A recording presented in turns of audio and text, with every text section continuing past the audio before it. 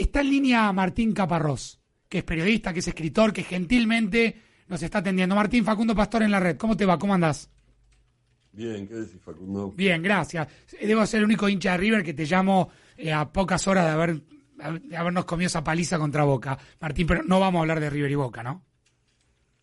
Vos parece que tenés muchas ganas de hablar de eso, pero bueno, el mismo sabemos que existe y funciona. ¿Sí? Bueno, vamos a lo importante, o a lo menos importante. A ver, te leí en un tuit que verdaderamente Sí. me interesó, porque Sí. exponés efectivamente lo que pensás de lo que sucedió ayer. Contá un poco lo que escribiste, porque me parece importante escucharte a vos. Bueno, no sé a cuál, porque tuiteé dos cosas. Una que, decir, más temprano, diciendo que, bueno, que era interesante ver, o una de las cosas más interesantes de ver de la marcha de ayer, fue que el famoso protocolo Mm. de represión de Bullrich-Milley no funcionaba cuando había mucha gente. O sea, es solo para casos menores, pero en un caso de tanta Mm. gente como la que se hizo ayer, ese protocolo no sirvió para nada, lo cual da lugar a una conclusión bastante obvia, que es que la forma de que no te puedan reprimir como están intentando es ser muchos, ¿no? Mm. Este, era la primera de las conclusiones. Y el otro tuit, no sé si era ese al que te referías, Vos pones una decía que foto, que es una foto muy linda, de un papá con un sí, cartelito que dice albanil, de una mamá con un cartelito que dice ama de casa, sí, y una piba, una estudiante en el medio que dice hija profesional universitaria. Y vos decís, un necio presidente no entiende que el sueño que los argentinos quieren recuperar no es la primera potencia mundial, que nunca fue, sino mi hijo sí. el doctor, que fueron tantos.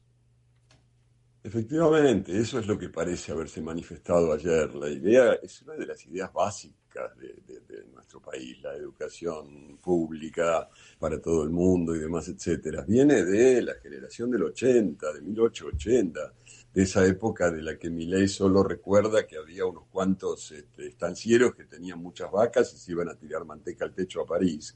Bueno, algunos de esos señores tuvieron ¿cómo decirlo? La grandeza de entender que para armar un país que valiera la pena, lo primero que había que hacer era educar a toda esa gente que estaba llegando desde el otro lado del océano, o la gente que ya vivía allí, y que con eso se iba a poder hacer un país que valiera la pena. La famosa ley 1420 de educación pública, gratuita y obligatoria, ¿no? Bueno, esa gente, Sarmiento, Roca, todos ellos incluso. Este, y eso es lo que armó la Argentina, ¿cómo decirlo? Esa aspiración de mi hijo el doctor, de esa gente que venía de más o menos lejos, del interior del país o de afuera, y se pelaba el upite trabajando para que Sí. sus hijos pudieran educarse y tuvieran una vida mejor. Eso formó la Argentina durante buena parte del siglo XX. ¿Y cuándo se Se terminó estaba ese sueño, Martín? Yo no lo sé bien, mira, hay algo que siempre pienso con respecto a la Argentina, que durante eso, hasta los años 70 probablemente, la Argentina siempre fue el país del futuro, en dos sentidos. Uno más bufón, digamos, que era ese país que iba a ser grande alguna vez. Siempre estábamos a punto de ser ese país extraordinario que todos nos merecemos, como habría dicho un político radical en 1960. Pero, por otro lado, la Argentina también era el país del futuro por esta cuestión individual, de gente que trabajaba para el futuro, o sea, gente que trabajaba, que hacía grandes esfuerzos para que sus hijos y sus nietos vivieran mejor que ellos, para que el futuro fuera mejor para lo suyo, ¿no? Y esto yo creo que de algún modo se rompió, parece un lugar común, pero con la dictadura, con el golpe Mm. del 76, se rompió esa idea de que la Argentina era el país del futuro, digamos. Se empezó a ser el país de la supervivencia, de bueno, a ver cómo nos las arreglamos, ¿no? Mm. Eh, y, y eso te Como que digo. ahí habría empezado esa idea también del lugar común de lo atamos con alambre y vemos qué hacemos. Sí, a ver cómo nos arreglamos y bueno, y más o menos vamos zafando, ¿no? Que Martín, viene y pasando. en la idea de que la dictadura siempre se remarca que fue una dictadura militar, pero con apoyo civil. ¿Vos creés Sí. que en ese sentido entramos en una época donde inevitablemente lo rompimos entre todos? Mirá, lo rompimos entre todos, pero esas asunciones de responsabilidad colectiva a veces son muy engañosas, porque sí, lo rompimos entre todos, pero algunos lo rompieron mucho más que todos los demás, ¿no? Mm, Quiero decir, cuando esa Argentina se pensaba como un país que iba a seguir progresando y que por lo tanto sus ciudadanos iban a seguir progresando, está, insisto, la idea de mi hijo el doctor, era un país que estaba tratando de industrializarse, de armar otra cosa consigo mismo, ¿no? De no ser un país latinoamericano clásico dedicado a la extracción y exportación de materia prima. mm.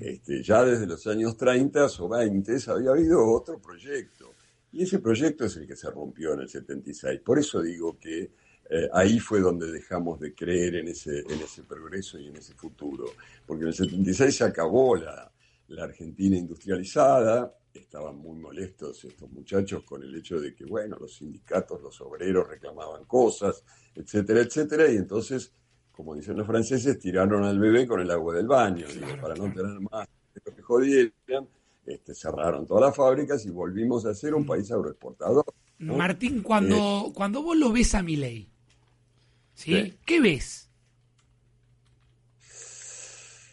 Yo veo como una extrañeza absoluta pensando que 15 millones de compatriotas lo votaron. Eso es lo que veo. Veo 15 millones de personas que no entiendo. O sea, que puedo de algún modo justificar, comprender. Sí, claro, estaban tan cabreados. Pero cuando uno está tan cabreado, aún cuando uno está tan cabreado, debería poder buscar alguna otra forma de expresar ese cabreo, y en este caso, no sé, se expresó de la forma más delirante que uno podría haber imaginado, ¿no? Mm. Entonces, lo que veo es eso, es esa sorpresa, esa extrañeza ante una elección, en todos los sentidos de la palabra, que me parece inverosímil, me Claro, parece y en increíble. ese sentido, cuando ves esa extrañeza, ¿cuánta responsabilidad le adjudicás a, mayoritariamente al peronismo, ¿no? Sí, por supuesto, casi toda, digamos, pero está claro que después de los últimos 20 años nadie quería elegir a los que habían estado antes, porque hicieron desastre tras desastre tras desastre. Pero lo que me sorprende, insisto, es que no hayamos sido capaces de construir otra alternativa, ¿no? Mm. Una alternativa menos desquiciada, que es una alternativa con algún viso de realización, en vez de simplemente identificarse con un señor porque insultaba y puteaba tanto como nos gustaría que todos putearan, ¿no? Como uno Claro, mismo con nosotros claro. puteaba. ¿Crees que Claro. si no hubiera habido pandemia no hubiera ganado Milei? ¿Relacionás la pandemia como un ejercicio muy extraño también para la humanidad, donde por primera vez se pone de manifiesto la única certeza que todos tenemos, que es que nos vamos a morir, pero 24 horas durante muchos meses diciendo que nos morimos, que nos morimos, y gente que íbamos perdiendo en el camino. Y ahí aflora como cierta locura, cierto egoísmo, cierto individualismo. Sin pandemia no hubiera habido Milei. No, yo no podría afirmarlo, porque pandemia hubo en todo el mundo y en muchos lugares no produjo ningún Milei, digamos. Vos pensás que hay otros lugares donde lo que la pandemia produjo es de alguna forma la conciencia de que el Estado es necesario. O sea, finalmente cuando hubo pandemia, durante la pandemia, fueron los estados los que se ocuparon Claro. de conseguir vacunas, de aplicarlas, de tomar medidas más o menos equivocadas, pero que de alguna manera aminoraron la cantidad de Mm, muertes. Entonces, en otros lugares la elección fue el Estado en esas situaciones extremas se vuelve muy necesario porque es el único capaz de, bueno, de hacer que todo el mundo se vacune, que no sean solamente los que tengan plata. claro, claro. Imagínate que fuera el mercado que hubiera manejado la Mm, pandemia. Habrían quedado millones de personas sin mm. vacunarse. Entonces, es raro, hay lugares donde esto quedó claro, en la Argentina, en cambio, se produjo como una reacción contra el Estado que fue la que permitió que Milei esté donde esté, donde Claro, está, claro. ¿no? Cuando ves a Macri y a Cristina? Mejor dicho, cuando escuchás el silencio de Cristina y de Macri. ¿Qué escuchás? ¿Qué ves? ¿Qué mirás ahí? Me parece de algún modo prudente de sus partes, con perdón, porque, bueno, ya la cagaron, ya está, digo, tienen que dejar lugar a otros, saben, yo creo, la inquina que producen en general en buena parte de la población y me parece O sea, prudentísimo. Macri y Cristina ya fueron, se tienen que retirar. Yo creo que ya los retiraron, no es que ellos se tengan que retirar, digamos, es que los retiró, insisto, esos 15 millones de personas que votaron a un delirante para no votarlos a ellos, ¿no? Más prueba de que ya están, me parece difícil encontrar. Este, ujú. Mm. O sea que tampoco está claro el tema de los liderazgos. ¿Quién podría surgir para pararse enfrente de Milei? Claro, exactamente. Mira, yo hace 10 días o así publiqué una columna en El País de España, donde escribo últimamente, eh, tratando de hacer un paralelismo entre Milei y Menem en cuanto a que la columna se llamaba algo así como "Contra Milei viviremos mejor", como pregunta, porque a veces me acuerdo con cierta nostalgia de señor mayor que contra Menem se había armado como una especie de alianza muy amplia, digamos. Éramos muchos los que criticábamos la venta del país que Menem llevó adelante, todo el proceso neoliberal menemista, ¿no? Y esos muchos que estaban juntos contra Menem, digamos, o criticándolo, después nos separamos cuando vino el kirchnerismo, cuando algunos se fueron Mm. para ese lado, otros para otro, nos peleamos, había gente con la que, bueno, todo eso que sabemos y que se definió como la grieta. Y a mí me da la sensación de que en este momento Milei, con sus disparates, está empezando a producir una reacción semejante a la que produjo Menem. O sea, que mucha gente distinta, bueno, se reúne porque muchas de sus medidas les resultan intolerables. Mm. Entonces, esto es, bueno, sí, probablemente se arme una especie de alianza contra Milei mucho más amplia que lo que podríamos haber Mm. imaginado. Viste que Pero sí, ¿quién la puede claro, iconizar? ¿Quién la puede qué hacer? liderazgo emerge no está claro. No, eso es lo que está por verse, yo creo, en estos meses y pocos años que vienen por delante. Yo incluso llegaba a arriesgar que si el gobierno de Milei termina sus 4 años, etcétera, etcétera, es probable que ahí el peronismo una vez más tenga tiempo de recomponerse y de encontrar una manera, que si en cambio, como a veces parece, no sé, un juicio político o alguna cosa así, lo corta antes de tiempo, bueno, ahí no se sabe, ¿Vos y es crees que más ese es un interesante. escenario posible, que Milei no termine los 4 años atento a un juicio político? Yo no digo que sea probable, pero me parece una de las posibilidades, ¿sí? Cuando tenés un loco al mando del Estado que les dice a los señores más ricos del país que el que va de impuestos y se lleva su dinero afuera ilegalmente es un héroe, o sea, cuando un presidente le está diciendo a la gente más rica del Mm. país que los delincuentes son héroes, bueno, las cosas están muy complicadas, digo, es Mm. muy difícil tener ese Me, tipo de me- me cosas, quedé ¿no? pensando en algo que decías en relación a lo que hizo la grieta en el país, en las familias, en los grupos de amigos. ¿Te dejaste de hablar con amigos, con colegas, con familia por la grieta? Sí, sí, claro.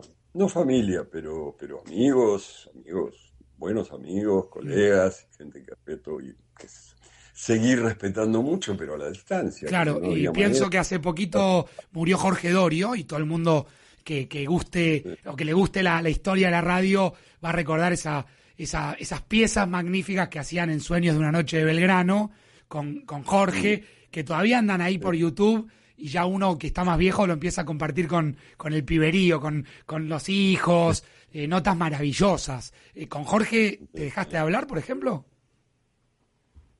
Sí, no, no, o sea, primero nos distanciamos un poco por nada, sin pelea, porque habíamos sido una especie de matrimonio tan Sí. intenso que, ¿viste?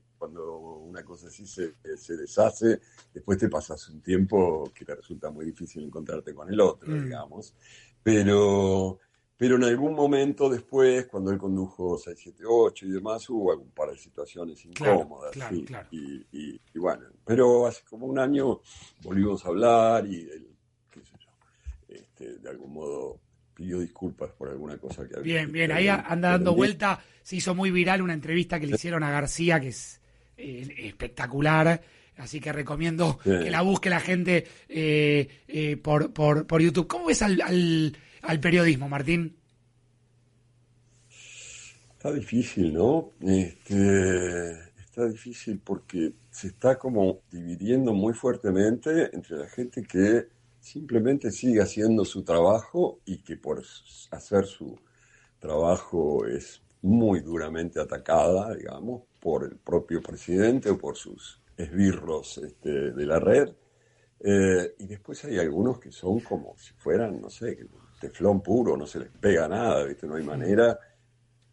Dan un poco de vergüenza en su servilismo hacia el poder. En ese sentido, ¿sentís que este gobierno tiene, como lo tuvo el kirchnerismo, como una prensa adicta?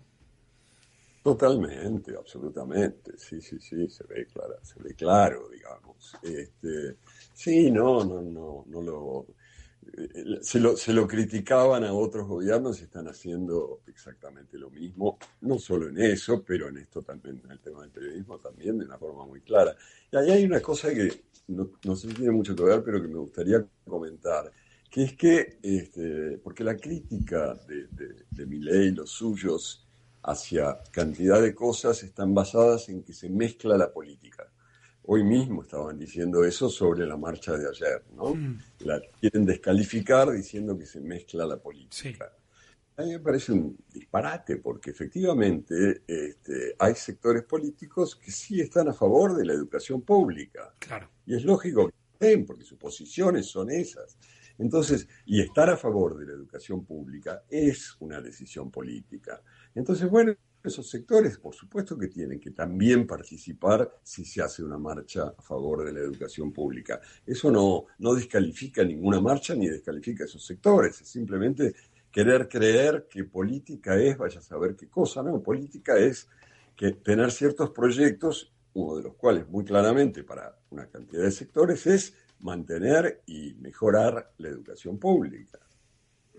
Clarísimo. Martín, súper agradecidos por el tiempo. ¿Estás en Madrid? ¿Estás en Barcelona? ¿Dónde estás?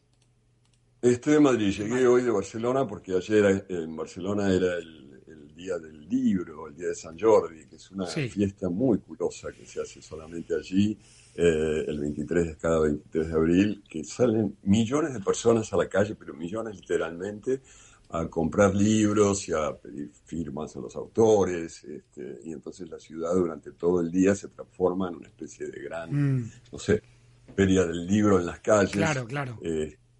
Y bueno, y los escritores en general vamos el 23 y nos ponen en casetas donde se supone que firmemos nuestros libros y esas cosas. Bien. Así que, sí, un rato de Barcelona. Pero ¿Y bueno. escribís todos los días? Sí, señor. Sí, señor. Todos los días. ¿Cuántas horas? ¿Qué voy a hacer? ¿Cuántas horas por día? ¿Cuántas horas? Mirá, ¿Escribís más que lees o lees más que escribís? No, me da mucha vergüenza porque quedaría muy elegante decir que leo mucho más que lo que escribo, pero la verdad que escribo mucho más que lo que leo, es insostenible.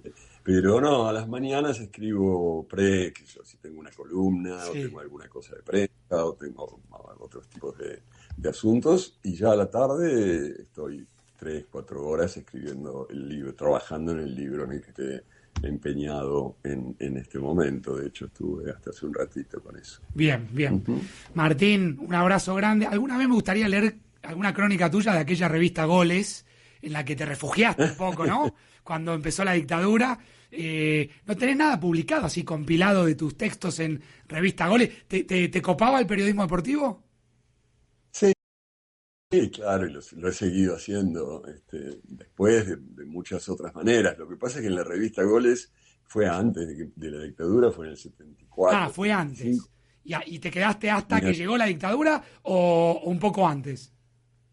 Yo me fui de la Argentina a principios del 76, entonces ahí fue que lo dejé. Pero entonces lo que te iba a decir, tenía 16, 17 años, Bien. 18, 17. Entonces me mandaban a hacer todos los peores partidos, que si lo que hacía era que iba a hacer partidos, pero todos los, qué sé yo, Deportivo Italiano, Chacarita, con perdón de todo el Hermoso. mundo, me tocó a mí, digamos. Sí, Entonces, la hermosura del ascenso, la hermosura del ascenso. por ejemplo. Martín, un abrazo grande y gracias por estos minutos. Al contrario, abrazos. Gracias. Chao. Martín Caparrós, colega, escritor argentino, con algunas definiciones importantes de cómo ve este momento, de cómo lo ve a Milei, de qué piensa de Cristina y de Macri, a quien dijo que claramente la gente con la votación, la última votación, terminó de retirarlos. Vaciló con un tono bastante dubitativo cuando hablamos de los 4 años restantes que hay por delante respecto al gobierno de Milei. Siempre interesante escuchar a Martín Caparrós.